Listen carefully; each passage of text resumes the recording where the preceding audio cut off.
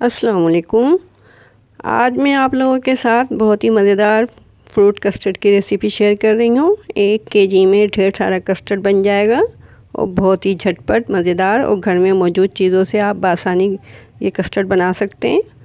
चलिए फिर हम अपनी रेसिपी शुरू करते हैं। इसके लिए मैंने 1 केजी फुल क्रीम दूध लिया था। इसको मैंने फुल फ्लेम पे रख दिया था। ये देखें दूध में मेरे बॉयल आ चुका है।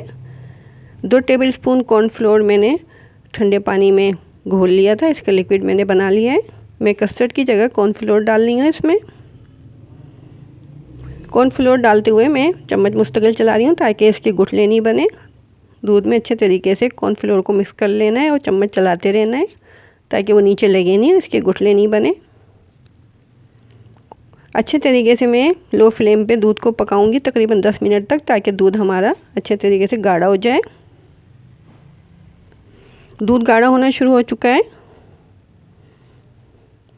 मेरे पास रंगीन सेवइयाँ रखी हुई हैं, वो भी मैं इसके अंदर ऐड कर रही हूँ। ये हाफ़ प्याली हैं रंगीन सेवइयाँ, वो मैं दूध के अंदर डाल रही हूँ। अब मैं सेवइयों को भी तकरीबन 10 मिनट तक पकाऊंगी ताकि सेवइयाँ अच्छे तरीके से इसमें नरम हो जाएं हमारी। देखें दूध भी हमारा गाढ़ा होना शुरू हो चुका है। अच्छे तरीके से सेवइयों को पकाना है इसमें।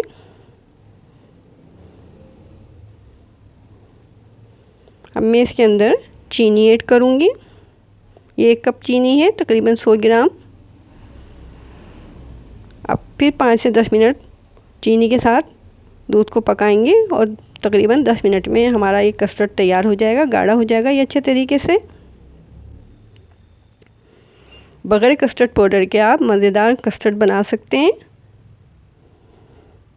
मेरे पास वनीला एसेंस रखा हुआ है, तो मैं इसके अंदर 1 टीस्पून वनीला एसेंस डालूंगी। इस तरह से हमारा मज़ेदार वनीला एसेंस तैयार हो जाएगा।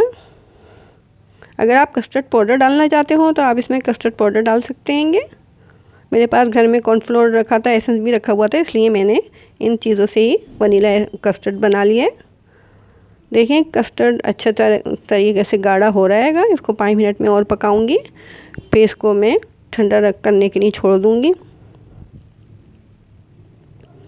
हम फ्रूट कस्टर्ड बना रहे हैं तो इसमें फ्रूट डाले जाएंगे। घर में आपके जो भी फ्रूट मौजूद हो आप उन फ्रूट से ये कस्टर्ड बना सकते हैं। मेरे पास अंगूर, सेब और केले रखे हुए थे, तो मैं वही फ्रूट इसमें ऐड कर रही हूँ। सेब और अंगूर मैंने इसके अंदर डाल दिए हैं। अब मैं इसके अंदर केले डाल रही हूँ।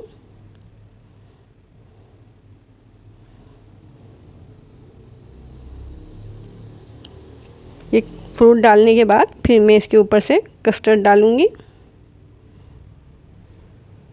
आपकी मर्ज़ी के ऊपर है, आप अगर फ्रूट की 2 लेयर लगाना चाहते हैं तो 2 लेयर भी लगा सकते हैं। मैं सिर्फ नीचे फ्रूट डाल रही हूँ, उसके ऊपर से मैं कस्टर्ड डालूँगी।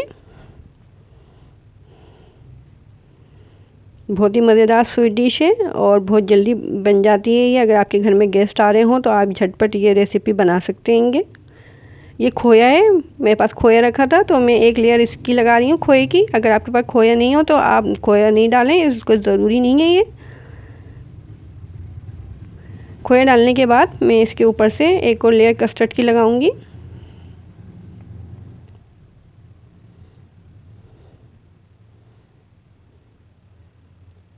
खोया मैंने डाल दिया है इसमें। अब मैं इसके ऊपर से कस्टर्ड डालूंगी।